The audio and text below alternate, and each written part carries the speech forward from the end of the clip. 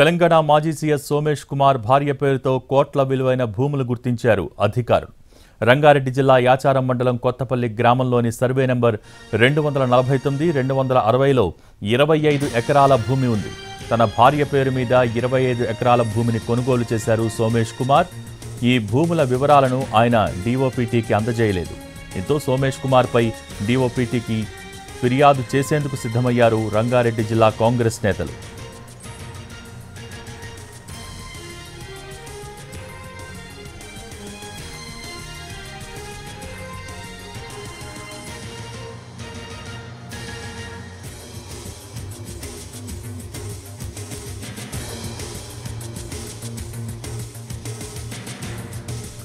తెలంగాణ మాజీ సీఎస్ సోమేష్ కుమార్ భార్య పేరుతో కోట్ల విలువైన భూములు గుర్తించారు అధికారులు.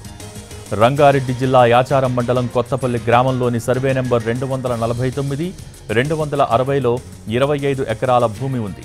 తన భార్య పేరు మీద 25 ఎకరాల భూమిని కొనుగోలు చేశారు సోమేష్ కుమార్. ఈ భూముల వివరాలను ఆయన డీఓపీటీకి అందజేయలేదు. దీంతో సోమేష్ కుమార్ పై డీఓపీటీకి ఫిర్యాదు చేసేందుకు సిద్ధమయ్యారు రంగారెడ్డి జిల్లా కాంగ్రెస్ నేతలు.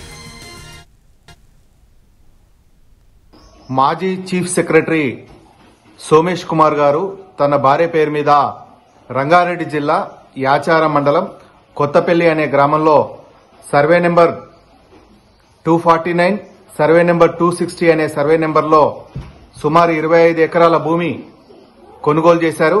2018లో 6257-2018 డాక్యుమెంట్ ద్వారా ఇబ్రాహీంపట్నంలో రిజిస్ట్రేషన్ చేసుకున్నారు. మరో డాక్యుమెంట్ 6256-2018 డాక్యుమెంట్ ద్వారా రిప్రజెంటేషన్స్ ద్వారా రిజిస్ట్రేషన్ చేసుకున్నారు. తన భార్య పేరు డాక్టర్ జ్ఞాన్ముద్ర. ఇట్లా చీఫ్ సెక్రటరీగా పనిచేసిన వ్యక్తి, IAS officer, retired senior officer, ఢిల్లీలోని డీఓపీటీలో పర్మిషన్ లేకుండానే ఇలాంటి భూమి కొన్నటువంటి పరిస్థితి ఉంది. ఇప్పుడున్నటువంటి రాష్ట్ర ప్రభుత్వం వీరు చేసినటువంటి ఈ అవినీతి అక్రమ భూ లావాదేవీలు ఏవైతే ఉన్నాయో వాటిపైన విచారణ చేసి రాష్ట్ర ప్రభుత్వం తగిన చర్యలు తీసుకోవాలి. బీహార్కు సంబంధించిన ఐఏఎస్ ఆఫీసర్లు తెలంగాణ ప్రాంతంలో ఉన్న వ్యవసాయ భూములని కొల్లగొట్టారనే దానికి ఇది ప్రత్యక్ష ఉదాహరణ. ఇలాంటి అక్రమ ఆస్తులని, అక్రమ భూములని ఇప్పుడున్నటువంటి ప్రభుత్వం నిగ్గు తేల్చాల్సినటువంటి అవసరం ఉందని చెప్పేసి తెలియజేస్తా ఉన్నా. తెలంగాణ మాజీ సీఎస్ సోమేష్ కుమార్ భార్య పేరుతో కోట్ల విలువైన భూములు గుర్తించారు అధికారులు. రంగారెడ్డి జిల్లా యాచారం మండలం కొత్తపల్లి గ్రామంలోని సర్వే నెంబర్ 249-260లో 25 ఎకరాల భూమి ఉంది. దీనికి సంబంధించి మోర్ డీటెయిల్స్ మా ప్రతినిధి సుధీర్ అందిస్తారు.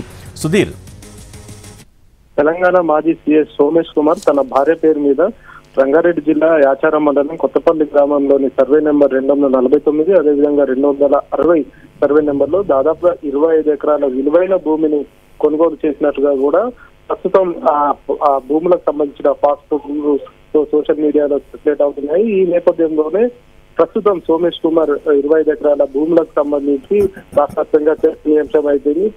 అయితే ఈ 25 ఎకరాల భూమి తన భార్య పేరు మీద కొనుగోలు చేసిన విషయాన్ని డీఓపీటీకి సోమేష్ కుమార్ తెలుపలేదని చెప్పేసి కూడా తెలుస్తుంది. అయితే ప్రతి సంవత్సరం ఐఏఎస్, ఐపీఎస్ అధికారులు, కేంద్ర సర్వీస్ లో ఉన్న సివిల్ సర్వెంట్ ఏజెంట్స్ అంతా కూడా ప్రతి సంవత్సరం కంపల్సరీగా వారి ఆస్తిపాస్తుల వివరాలను డీఓపీటీకి చెప్పాల్సి ఉంటుంది. వారి ఆస్తిపాస్తుల వివరాలను తెలియజేయకపోతే వారిపై కఠిన చర్యలు కూడా తీసుకునే అవకాశం ఉందని చెప్పేసి కూడా తెలుస్తుంది. ఈ నేపథ్యంలోనే 2018లో ధరణి సృష్టికర్త పూర్తి స్థాయిలో కూడా సోమేష్ కుమారే అని చెప్పేసి కూడా తెలుస్తుంది. సోమేష్ కుమార్ సీఎస్ గా ఉన్నప్పుడు ఆయన కీలక పోస్టులకు ప్రిన్సిపల్ సెక్రటరీగా కూడా వ్యవహరించడం జరిగింది. ఈ నేపథ్యంలోనే చాలా అవినీతి అక్రమాలు కూడా చోటు చేసుకున్నాయని చెప్పేసి ఇప్పుడు విమర్శలు అయితే వస్తున్నాయి.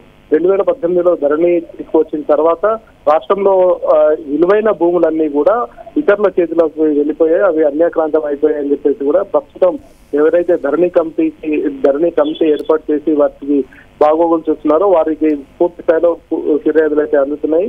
అయితే రంగారెడ్డి జిల్లా యాచారం మండలంలో ఒక ఎకరం భూమి దాదాపుగా 10 నుంచి 40 కోట్ల వరకు కూడా విలువ చేస్తుంది. ఇలాంటి కాస్ట్లీ ఏరియాలో మాజీ సిఎస్ తన భార్య పేరు మీద ఏ విధంగా కొనుగోలు చేశారు, ఆ కొనుగోలు చేసిన భూములకు సంబంధించిన వివరాలను డిఓపిటికి ఎందుకు తెలియజేయలేదు అనే అంశానికి సంబంధించి ఇప్పుడు కాంగ్రెస్ నేతలు డిఓపిటికి కంప్లైంట్ చేస్తున్నారు.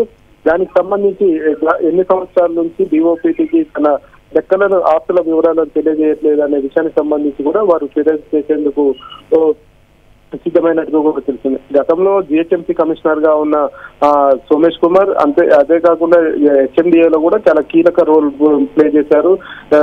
సిఎస్ గా ఉన్న సమయంలో అన్ని డిపార్ట్మెంట్లు ఆదాయం తెలంగాణ ప్రభుత్వానికి ఆదాయం సమకూరే డిపార్ట్మెంట్లు ఏవైతే ఉన్నాయో ఆ డిపార్ట్మెంట్ లో కొంతమంది అధికారులను మచ్చిగా చేసుకుని తన బినామీలుగా చేసుకున్నారని చెప్పేసి ప్రస్తుతం పెద్ద ఎత్తున అయితే ఆరోపణలు వస్తున్నాయి. ఆయన సిఎస్ గా ఉన్న సమయంలో జరిగిన అవకతవకలు కావచ్చు, ఆ తర్వాత జరిగిన అవకతవకల అన్నిటికీ కూడా మాజీ సిఎస్ సోమేష్ కుమార్ అందులో కీలక సూత్రధారిగా ఉన్నారని చెప్పేసి తెలుస్తుంది. హెచ్ఎండిఏలో జరిగిన అవినీతి అక్రమాలు, ఇటు మున్సిపల్ శాఖలో కావచ్చు, రియల్ ఎస్టేట్ లో జరిగిన అక్రమాలకు సంబంధించి కూడా ఆయనపై ఫిర్యాదు చేసేందుకు రంగారెడ్డి జిల్లా కాంగ్రెస్ నేతలు సమాయత్తమయ్యారు. రోజు